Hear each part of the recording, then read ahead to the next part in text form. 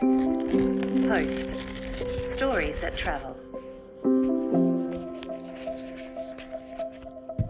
Mountains etched against the sky.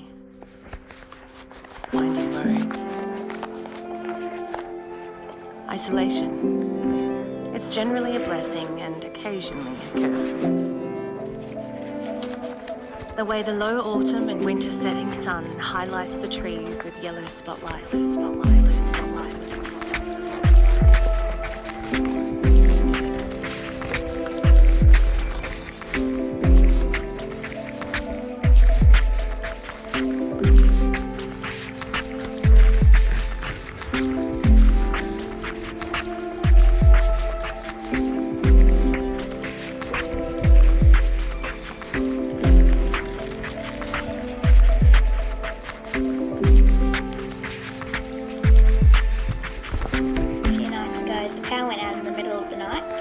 So it was pitch black dark in most houses, I reckon.